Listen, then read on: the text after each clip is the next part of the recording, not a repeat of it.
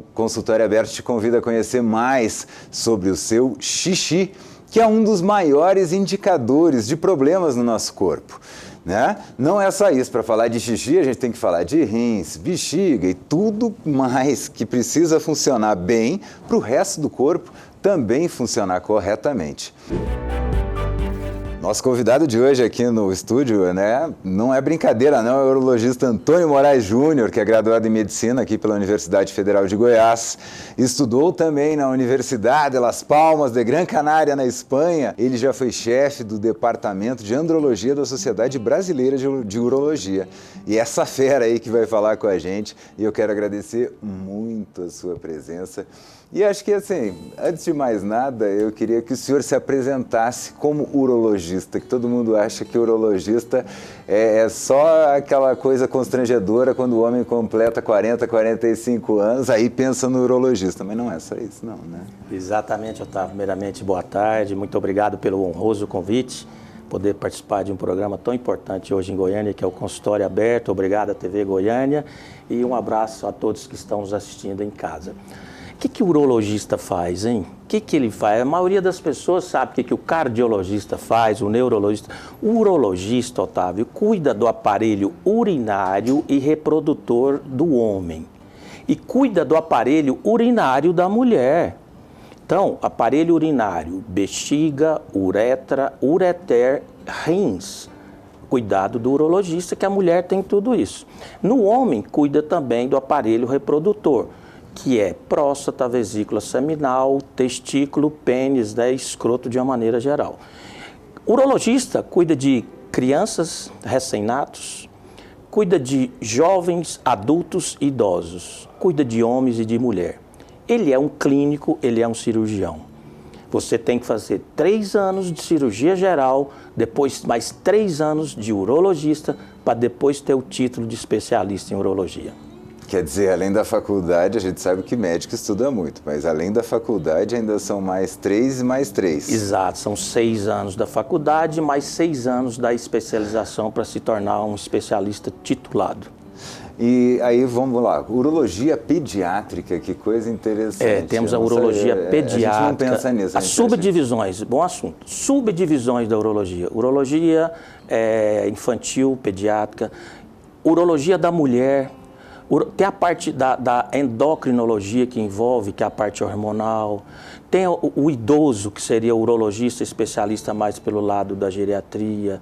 Tem o urologista especializado mais em cálculos renais. Cirurgia minimamente invasiva, que é videolaparoscopia e cirurgia robótica. Tem a neurourologia, que é a parte funcional da bexiga. Então, são várias subdivisões da urologia. Só que para você tornar-se um subespecialista, primeiro você tem que fazer esses 6 anos e ser um especialista geral. Aí depois tem que estudar mais. Aí você vai fazer um fellow, uma especialidade, uma subespecialidade fora, focado no assunto que você mais gostar. É uma dedicação... A reciclagem tem que ser diária, constante. Novidades. A medicina, Otávio, de uma maneira geral, são verdades transitórias.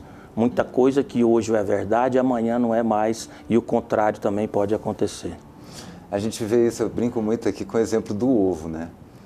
Que o ovo, já dentro da história da medicina, da nutrição, já foi herói, já foi vilão, já salvou, já matou, hoje ele já é mais herói do que vilão, então, mas já teve várias fases. É uma ciência de verdades transitórias. Sem dúvida. O que você defende, e para defender, hoje você tem que ter estudo baseado em nível de evidência científico. Não adianta você falar, eu acho. Eu acho é nível de evidência D. Então tem que ter trabalhos científicos para ter nível de evidência A, B, depois vem C e D. Então você tem que, através de trabalho científico, provar que aquela droga é efetiva, que aquela cirurgia é eficaz. Dos anos 2000... né, até hoje, eu acho que a gente teve um salto na medicina que talvez não tenhamos tido nos 2 séculos anteriores, né? Porque hoje a gente estava conversando uma média de 50% do que antes era invasivo, hoje se faz minimamente ou até por fora mesmo? As drogas, a substância, né, evoluíram muito, principalmente na área da oncologia. O que antes era obrigatório você fazer uma cirurgia, abrir a pessoa, não, hoje com remédio vai lá e consegue. Tratamento clínico é fundamental e medicamentos que às vezes vai postergar a cirurgia ou às vezes até evitar a cirurgia. Nós temos medicamentos que diminuem o volume da próstata e você pode evoluir de ir para um tratamento cirúrgico, né? Então, concordo com você, tanto na parte clínica como cirúrgica, evoluímos muito. E a tendência é cada vez evoluir mais. Eu queria perguntar uma coisa, por exemplo, assim, a gente tem... Qual foi a coisa que mais, dentro da urologia, qual foi a coisa que o senhor olhou e falou, meu Deus, isso eu achei que era ficção científica e hoje eu uso, ou isso já está sendo usado e daqui a pouco chega aqui? Uma coisa que teve uma mudança de paradigma foi em relação aos cálculos renais. Quando eu era residente, não é bom falar em data não, né, Otávio? Não, Há 3 décadas e meia atrás, quando eu era residente de urologia, Otávio, a gente fazia cada corte imenso, enorme, na região lombar, no abdômen, para retirar, às vezes, um cálculo pequeno. Aí veio o advento da litotripsia extracorpórea por onda de choque, em 1990. Tivemos uma máquina aqui no estado de Goiás, que foi a 5ª máquina do Brasil, onde a gente praticamente deixou de cortar as pessoas para tirar um cálculo renal. Fantástico. Aí depois veio o advento da ureterorenolitotripsia.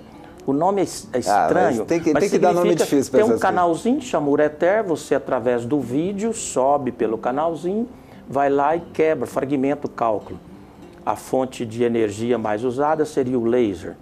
Então, hoje em dia é raridade você ter que cortar um paciente para poder tirar um cálculo. Então, isso eu considero uma mudança de paradigma. Não poderíamos deixar de falar nunca no robô. Tem gente que acha que é o robô que vai lá e opera. Não. Por trás do robô tem um ser humano e ele trabalha com as 2 mãos e com os dois pés. Usa o pé também? Que nem usa piano, o pé. Assim? Uhum. É uma Fórmula 1.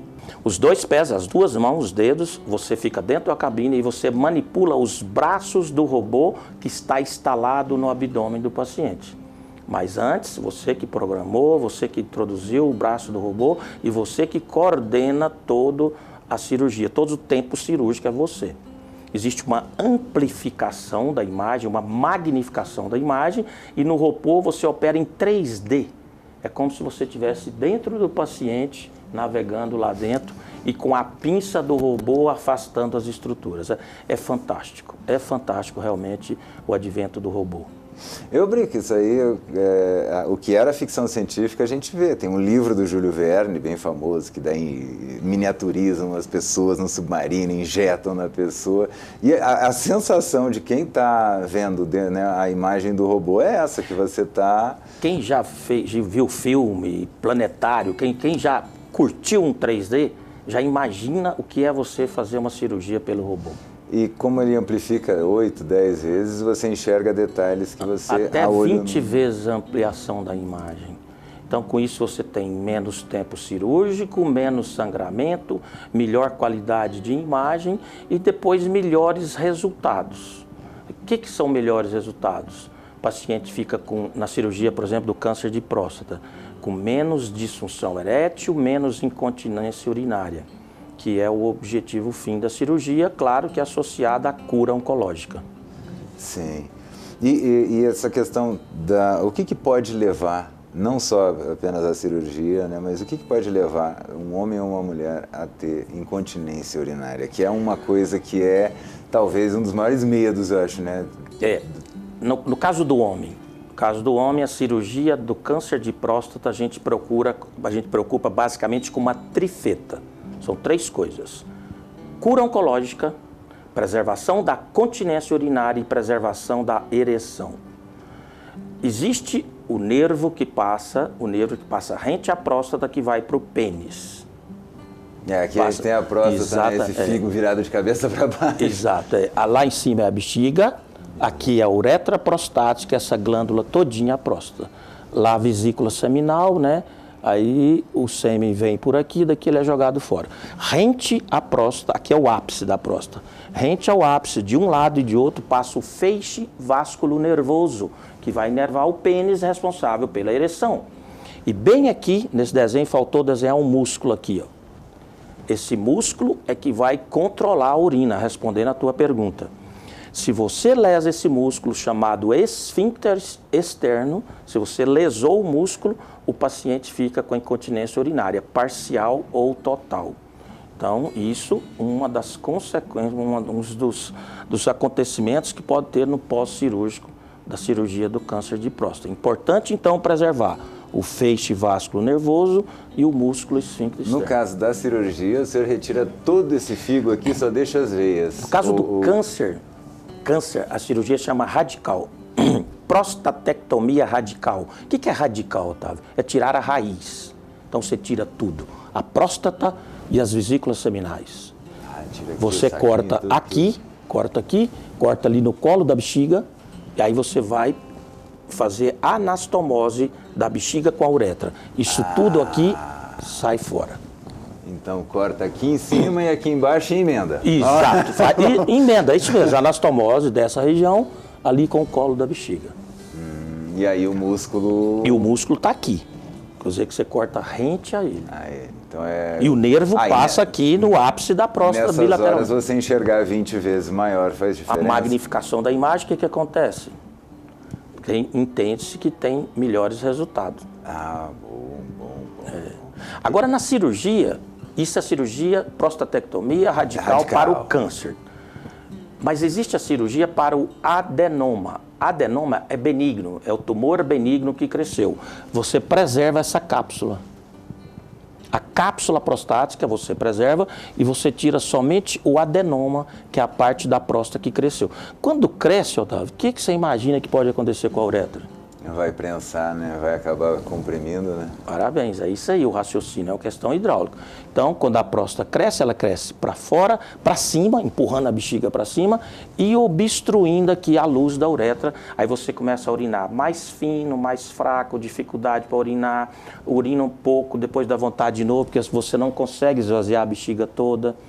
Então, fica urinando fraco, fino, mais toda hora, acorda à noite para urinar. Fizeram um estudo. Quem acorda à noite para urinar mais de 3 vezes, a capacidade laborativa no dia seguinte é horrível. Porque a pessoa dormiu mal, no outro dia vai trabalhar mal, vai render pouco. É uma coisa que eu acho inacreditável, eu queria entender que tecido incrível é esse que faz a bexiga. Porque ela está vazia e, dependendo da necessidade, a gente guarda muito líquido ali dentro. Né? A bexiga é um armazém de urina. O que é o aparelho urinário? O rim, lá em cima, fabrica urina. O rim fabrica urina, desce pelo ureter. Existe uretra e ureter. Está aqui, ó, aqui. Então, o rim lá em cima fabrica urina. Tá vendo aquele chapeuzinho no rim? Chama adrenal ou suprarrenal. É uma glândula produtora de hormônio também. Então, aí o ureter desce e vem para a bexiga. Tá? O ureter desce, vem para a bexiga sai pela uretra a urina. Então, o rim fabrica a urina, o ureter transporta a urina, a bexiga armazena a urina. Na hora que ela atende a sua plenitude, em torno de 200 ml, avisa o cérebro, preciso esvaziar. O cérebro vai lá, te leva ao banheiro, você urina e esvazia a tua bexiga. Mas dá para segurar mais, né? Se você tiver a próstata crescida, tiver doenças outras, neurogênicas, etc., você vai ter dificuldade para armazenar a urina e também para esvaziar a urina. Tá. Mas uma bexiga saudável... A bexiga saudável... Não, bexiga saudável você pode conseguir segurar até 1 litro de urina. Meu Deus, é isso que me impressiona. Paciente em retenção urinária, não urinou nada. Fechou tudo. A uretra fechou tudo. Eu já passei sonda que drenou 2 litros de urina. A bexiga você vê, principalmente se o paciente não for obeso, você vê lá na cicatriz umbilical, a bexiga chega até lá. Com 2 litros. Você tem uma ideia, a cicatriz umbilical, uma gestação de 20 semanas chega na cicatriz umbilical, para você ter ideia onde essa bexiga foi. Sim, mas isso é um caso extremo, né? Um caso de um paciente. Caso extremo de uma retenção urinária aguda. E segurar o xixi, por exemplo, a mulher vai em festa e aí a gente sabe como é que é o banheiro, né? Nessas festas, festivais e shows. Não é bom, não é legal, não convém. Você segurar a urina predispõe até infecção urinária. Você sabia que existe a cistite, principalmente de uma mulher, falando da mulher agora, existe a cistite do viajante. A mulher está viajando, fica segurando, só o fato de segurar pode evoluir para cistite. Aí eu até brinco. Para o carro e vai no mato, mas não fica segurando, não. Isso é impressionante. E como tem alguma glândula que gera, porque também quando tem algumas coisas que eu sempre brinco, minha avó falava, tem coisas que são incríveis.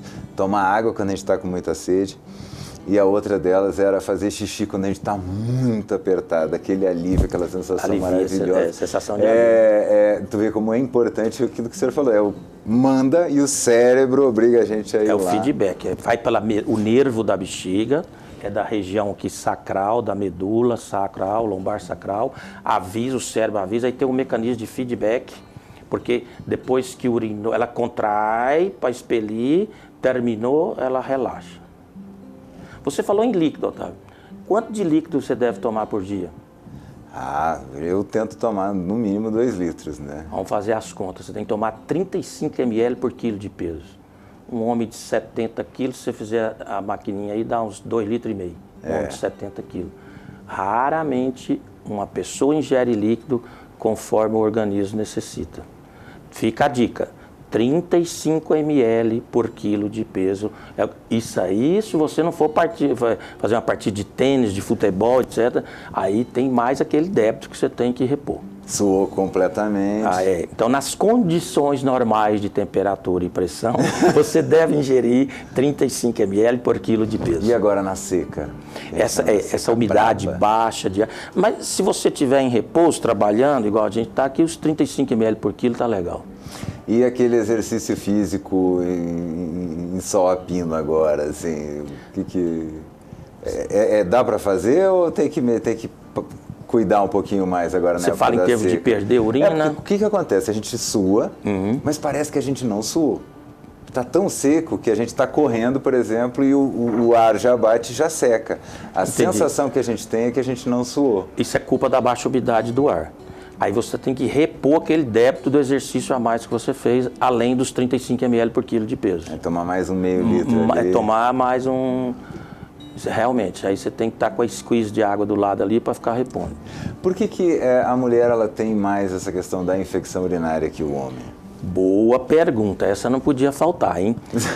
Por quê? Você sabe quantas vezes mais?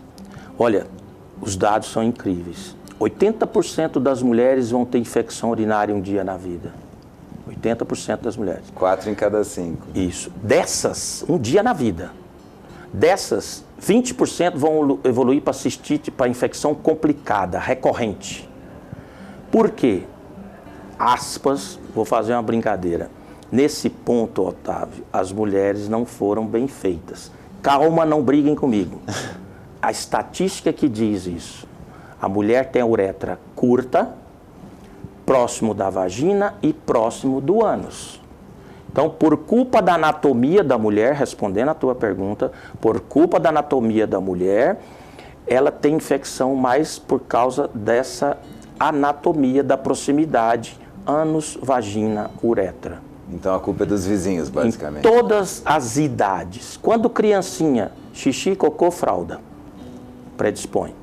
Depois começa a menstruar, sujeira, sangue, usa absorvente, predispõe. Depois vem a menopausa, deficiência de estrogênio, que vai desvitalizar a vulva, fica ressecada, hipotrófica, predispõe à infecção urinária. Então, todas as etapas da vida, a mulher tem mais predisposição para ter infecção urinária. Sempre, mas quer dizer que depois da menopausa tem mais? Tem mais também pela deficiência de estrogênio, que é o hormônio feminino. E aí a reposição? É importante. Essa reposição com um especialista, né? Porque tem que rever toda a questão, quando você fala em hormônio, tem que ver toda a questão da possibilidade de ter câncer ou não. Então é importante o especialista estar vigiando isso aí. Hoje a gente tem muito essa capacidade de prever, a gente tem uma medicina preditiva já, né? Que você olha o DNA e já sabe. Então, quando o senhor fala assim, tem que ver, seria um pouco isso, de saber se a pessoa tem uma predisposição ao câncer, porque hormônio é alimento do câncer, não é isso? A paciente tem, da parte do ginecologista, então eu só vou assim citar para você, ela está na eminência ou suspeita de ter um câncer de mama. Entende-se que ela não pode fazer reposição de hormônio, de estrógeno. Do lado do homem, ele está na iminência ou suspeita de ter câncer de próstata, ele não pode fazer reposição de testosterona. Então, esses cuidados que tem que ter. Mas a gente não está na onda, a gente já explicou inclusive aqui qual que é a diferença entre reposição, que é colocar o que estava faltando e regular, e a suplementação, que é você jogar para cima alguma coisa. E a gente não está tendo só a questão da reposição hormonal, o maior tema agora é a suplementação hormonal. O que isso pode trazer? Esse assunto, eu sempre digo, ele é polêmico, é um assunto que a gente tem que tocar nele. Eu tenho os slides de aula sobre TRT, Terapia de Reposição de Testosterona. Essa sigla ela é internacional, TRT. Então, o que acontece? O último slide meu, Terapia de Reposição de Testosterona. Muito bem-vindo, quando bem indicado. Então, quando o homem tem hipogonadismo tardio do adulto, que é a queda da testosterona, e os sintomas devido à queda da testosterona.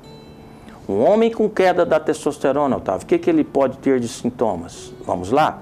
Alterações cognitivas, memória ruim, irritabilidade, ansiedade, dorme mal, que é o declínio do sono, concentração, aumento da gordura visceral, queda da libido, disfunção erétil, osteoporose, fraqueza muscular. Só coisa ruim. Eu começo a falar, o paciente chega, doutor, pois para. É. São 17 itens que desmoronam com a queda da testosterona no homem. Geralmente ocorre após os 40 anos de idade. Então, quando o paciente tem a testosterona baixa e tem os sintomas, bem indicado. Vamos fazer a reposição? Vamos, mas calma. Primeiro tem que fazer a avaliação da próstata.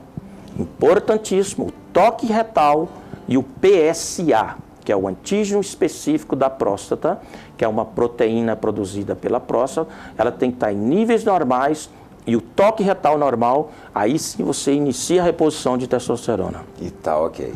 Uma vez reposição de testosterona, reposição para sempre. O testículo entende que não precisa produzir mais, aí ele para de produzir. Ah, isso é uma coisa que eu importantíssimo. Aí daqui a pouco eu vou tocar num assunto aqui polêmico. Então o testículo para de produzir e ele vai diminuindo de volume, Otávio. Vira, com o tempo prolongado, vira 2 ervilhas lá dentro do escroto. Então ele nunca mais vai produzir testosterona e nunca mais vai produzir espermatozoide, que são as 2 funções básicas do testículo.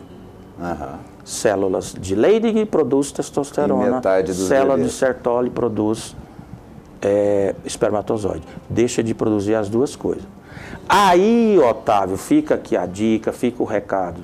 Jovens estão usando reposição, nem reposição de suplementação, no intuito de ficar maromba.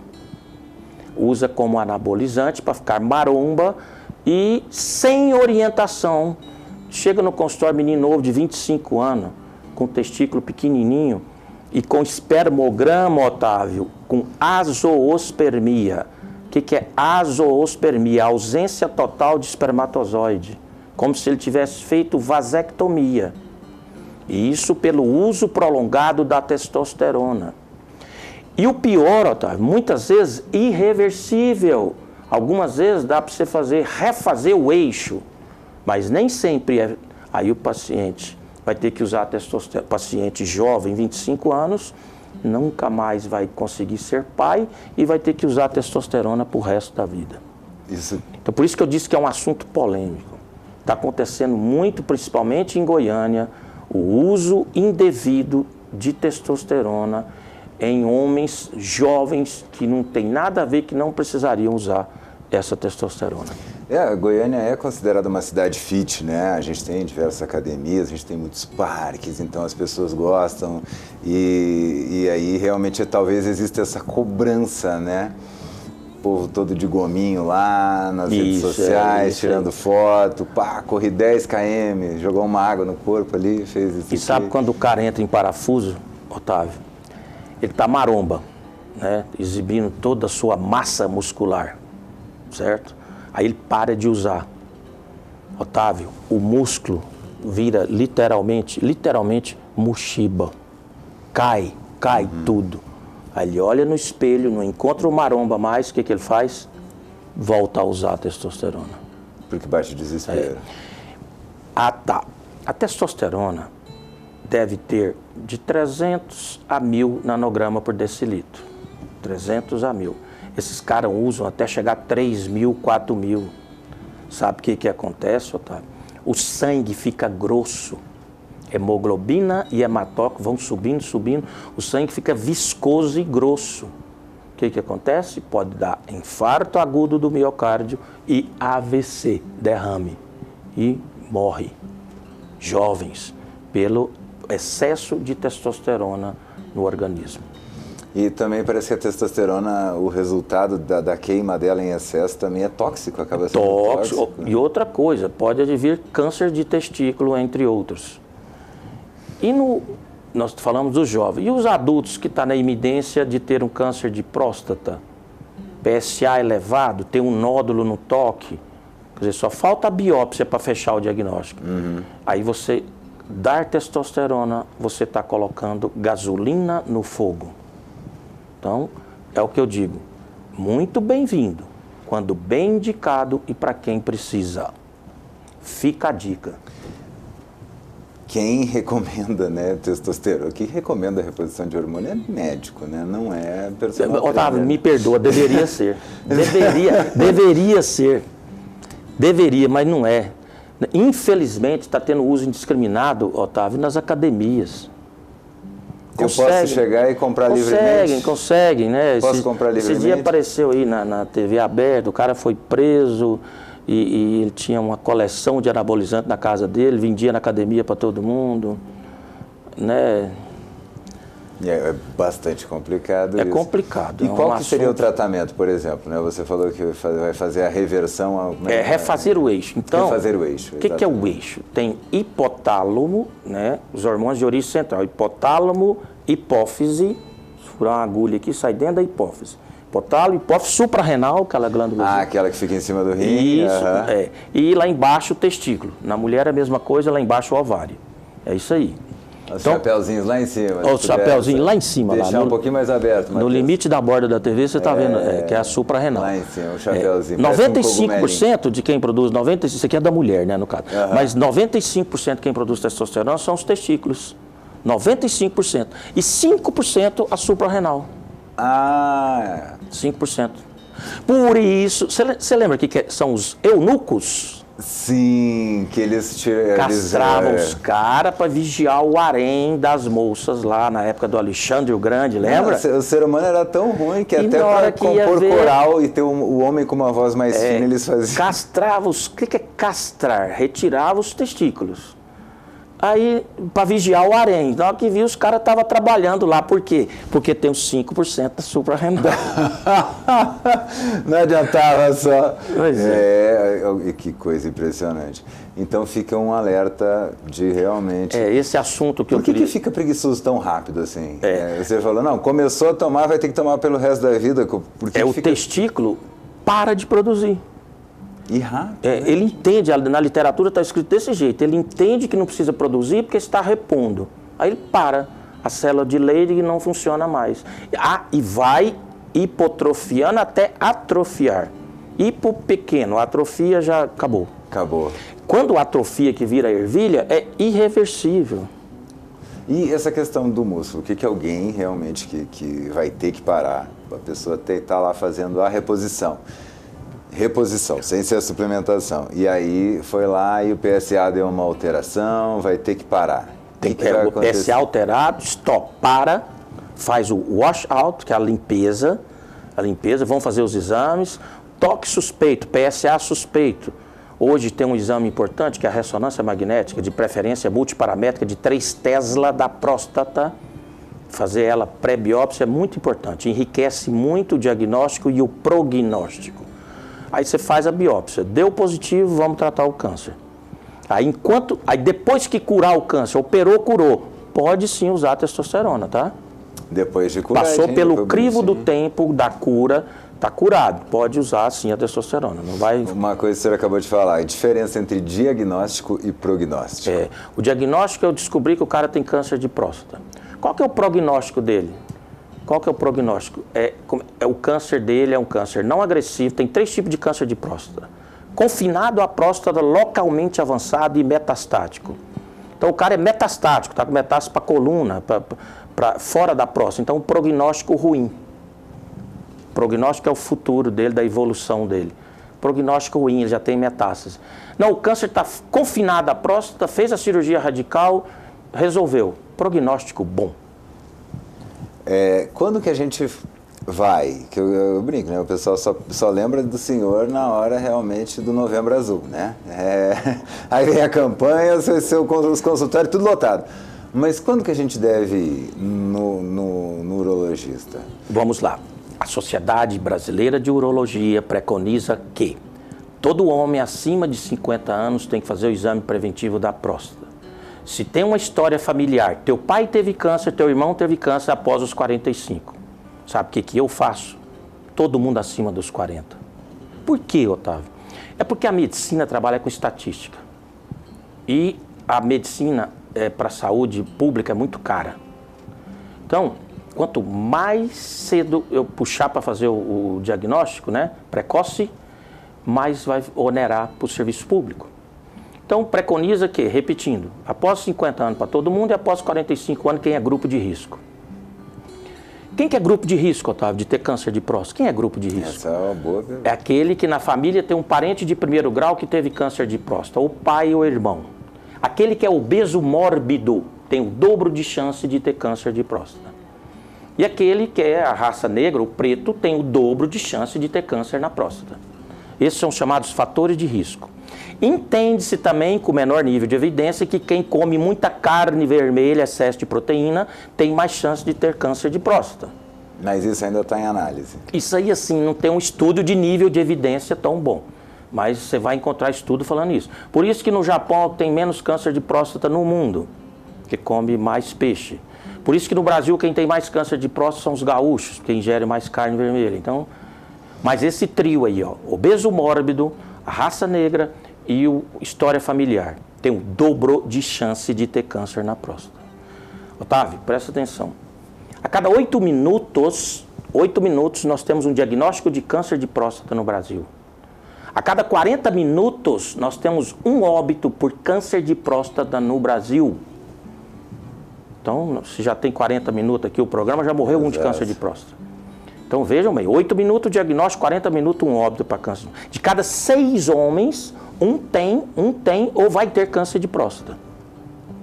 Por isso que tem que fazer o screening. Screening é o rastreamento. O que é rastrear uma doença? É ir atrás para ter um diagnóstico precoce. Então, essa campanha que fala, vamos fazer o preventivo da próstata, não é o preventivo, é o diagnóstico precoce. Porque o diagnóstico precoce, você vai ter 90% de chance de cura. Mas exatamente, né? Só lembra no Novembro Azul. Só lembra no Novembro Azul. Uma dica que eu dou, todo mês do seu aniversário, faça os exames, faça o check-up geral do homem, vai atrás, faz o rastreamento. Se pudesse fazer o rastreamento de todos os órgãos, seria o ideal. Mas como a próstata de 6 homens um vai ter, por isso que tem esse rastreamento para ela. Mas qual seria, digamos assim, o exame que o homem pode fazer que ele sai tranquilo? Assim? São vários. Então, eu quero te rastrear do dedão do pé à cabeça. Vamos começar pela cabeça. Faz uma ressonância magnética da cabeça. Agora você vê, no final, quanto vai ficar a conta disso, hein? Aí você faz uma ressonância magnética da cabeça, você faz uma tomografia do tórax, uma tomografia do abdômen, você faz uma endoscopia digestiva alta, uma colonoscopia e os exames laboratoriais pertinentes. Cada exame laboratorial dá o endereço de um órgão. Ureia e creatinina, funcionamento do rim. Gama-GT, TJ-TGP, funcionamento do fígado. Amilase lipase, do pâncreas.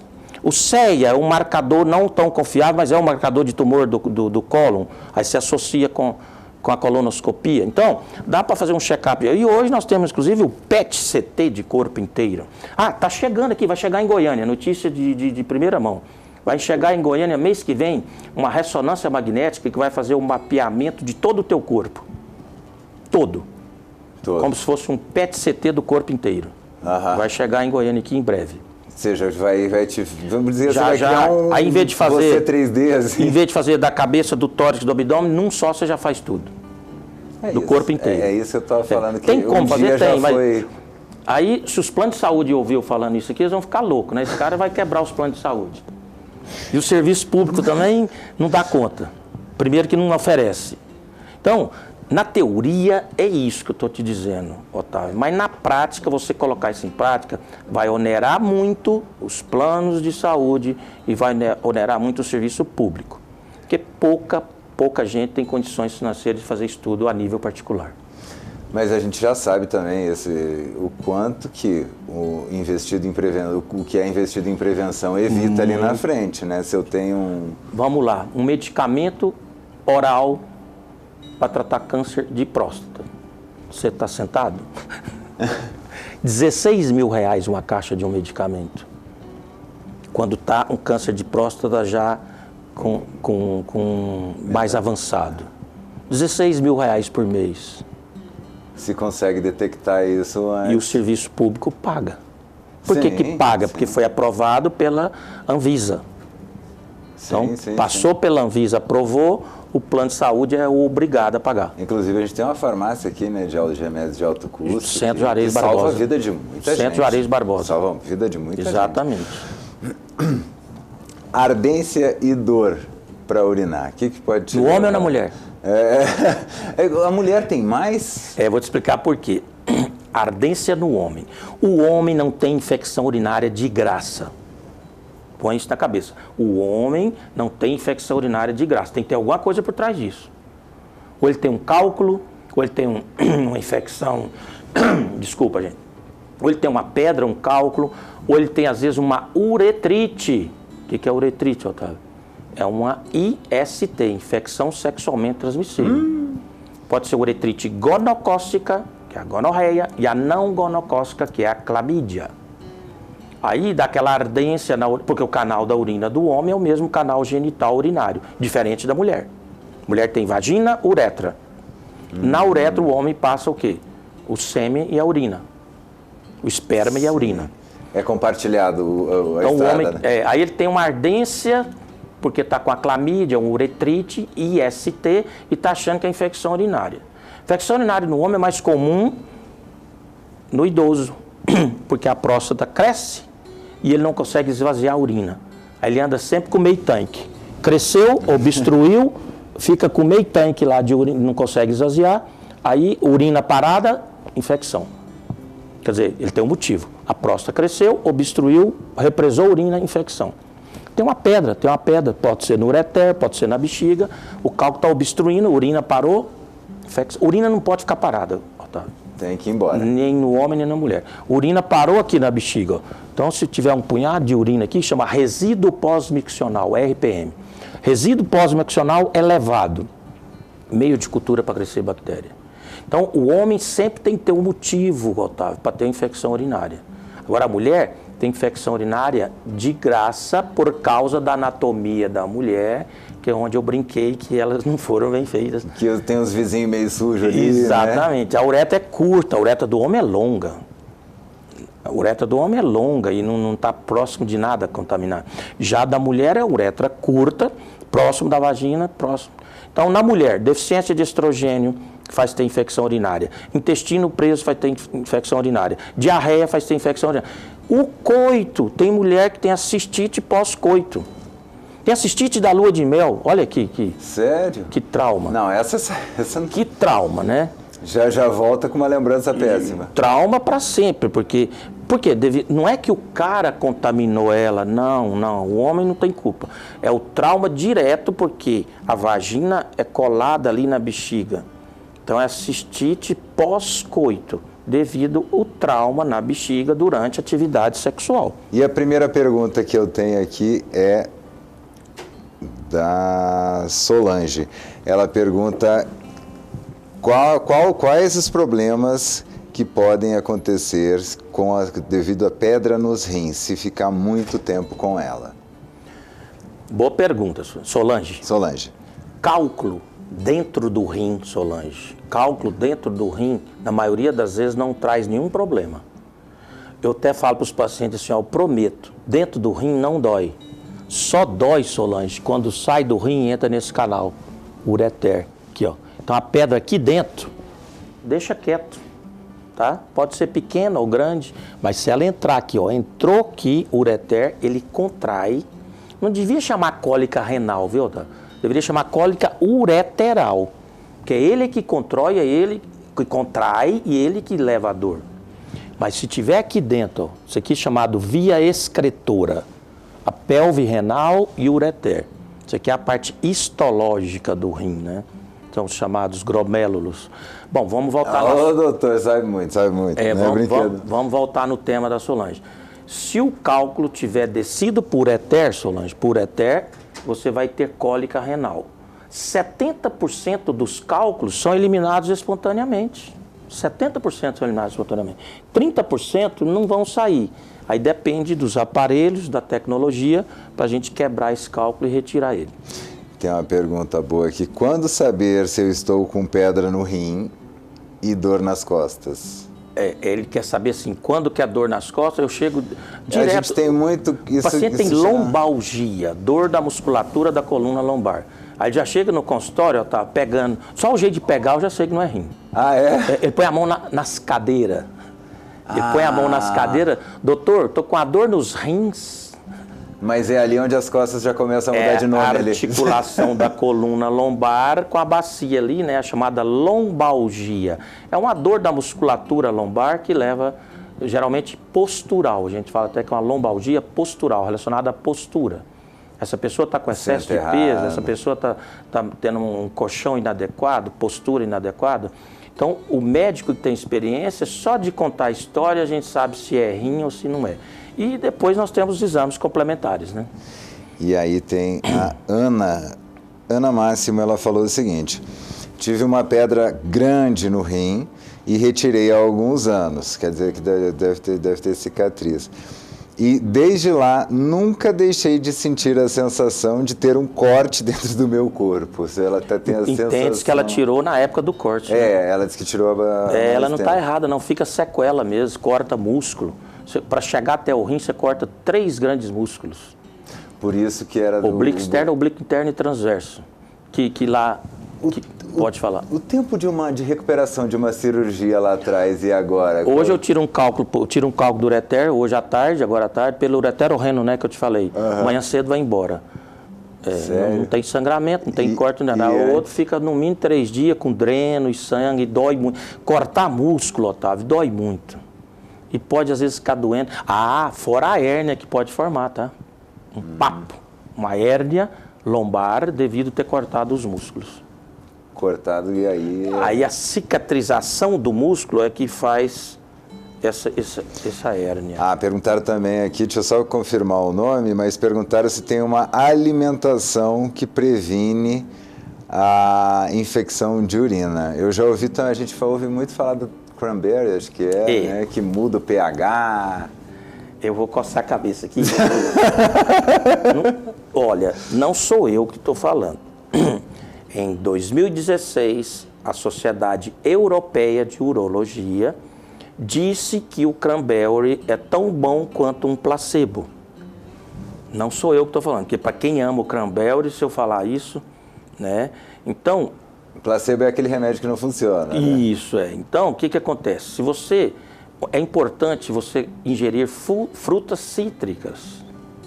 tanto na formação de cálculos, até mesmo ajuda também, porque se forma cálculo tem mais chance de ter infecção. Então, indiretamente ajuda, né? E na formação de cálculos, quem é o grande vilão são os oxalatos. Oxalatos. O cálcio não é o vilão. Pode tomar seu leite, comer seu queijo, né? Já ouviu falar, cálcio. O oxalato tem muito nas sementes. Sementes, tudo tem semente. Por isso que fala assim, o tomate faz dar cálculo. Não. É semente, pode ser do tomate, do quiabo, do que for, da pimenta. Falou que tem semente, tem muito oxalato. Chás tem muito oxalato, você acredita? Castanha tem muito oxalato. Então, você pega tudo que for rico em oxalato e se você tiver predisposição a formar cálculo, você vai ter mais chance de formar cálculo. Por isso que o pessoal fala castanha 2 a 3 por dia, é isso? Isso, 2 a 3 já está falando já do HDL, para melhorar o HDL. Não, eles que recomendam. É o colesterol bom, eu acho interessante que eles recomendam, mas eles dão um número. O número é bem-vindo. Não é, não é para comer 10 que não vai fazer bem. Mas assim, voltando no assunto, né?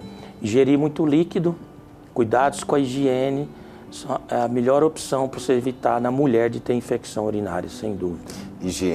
Higiene. A gente ensina, olha, a tua higiene, mulher, é sempre de frente para trás, nunca de trás para frente. Às vezes está perdendo a urinazinha, fica usando absorvente. Meio de cultura, não é legal, predispõe infecção urinária. Né? Duchinha, perigoso, usar sempre de frente para trás, nunca fazer higiene de trás para frente. Nunca segurar a urina, beber muito líquido e o ritmo intestinal normal, nem diarreia e nem preso. Pois é, você falou que ia ao banheiro regularmente, prisão de ventre dava... Por quê? Fezes represada no intestino. Tem uma bactéria que mora no intestino que chama Escherichia coli. 80% de infecção urinária é quem? Escherichia coli. Sério? Então, 80%. quer dizer, por isso que a gente já falou algumas vezes aqui e está cada vez mais importante isso dentro sendo levado mais a sério na medicina, essa questão de ir bem ao banheiro, né? Só para a gente, já está quase no final, só para também ter uma dúvida aqui que eu achei interessante também, as implicações de andar de bicicleta para a mulher. Se tem problema andar mesmo de bicicleta para a mulher? Não, eu até achei que essa pergunta era para o homem. O homem tem. Aonde é que pega? Vamos explicar. E eu sempre falo assim, já vou começar do final. Não para de pedalar, não. É um esporte super saudável. Mas quem pedala e com muita frequência tem mais chance de ter prostatite. O que é IT? Infecção na próstata. Então, andar de bicicleta longo período e a cavalo longo período, você tem mais chance de ser prostatite. Prostatite tem alguma relação com câncer? Não. Prostatite é infecção. Se tiver, trata com o quê? Com antibiótico. Tem um amigo meu, ele é médico, foi para Brasília de bicicleta. Otávio chegou com calafrios, tremores, a gente fala bacteremia. E a urina falou, estou urinando fogo. Estava com prostatite. Tem um outro amigo meu, foi de Trindade a Aruanã a cavalo. Chegou com prostatite. Então, na mulher, nada a ver pedalar, mas no homem tem o lance da prostatite, que não tem nada a ver com câncer. Para seguir o senhor nas redes sociais, infelizmente, pode fazer aí, acabou hoje, mas eu vou trazer mais o senhor, hein? Vou trazer mais para falar mais aqui. Sim, tô Vocês deixaram para mandar umas perguntas aqui no final, umas perguntas boas, tô mas sempre à disposição, estou sempre à disposição. Vai fazer também questão de inflamações crônicas aqui, o pessoal que há 10 anos vivendo isso, então vamos, pode deixar, vamos trazer ele de novo. Para seguir o senhor nas redes sociais, pode deixar o seu recado. Eu tenho meu Instagram, Dr. Antônio Moraes, Dr. Antônio Moraes Júnior, JR só no final. Nós temos uns pequenos vídeos explicando todas essas doenças que a gente falou aqui, mais outras. Tem doença de Peyronie, tem tanto incontinência urinária no homem, na mulher, testosterona, câncer de próstata, incontinência urinária. E no meu Instagram tem videozinho de 3 minutos que você pode curtir esses vídeos. E uma coisa bem séria, bem legal. Um grande abraço, obrigado pela audiência. Até amanhã.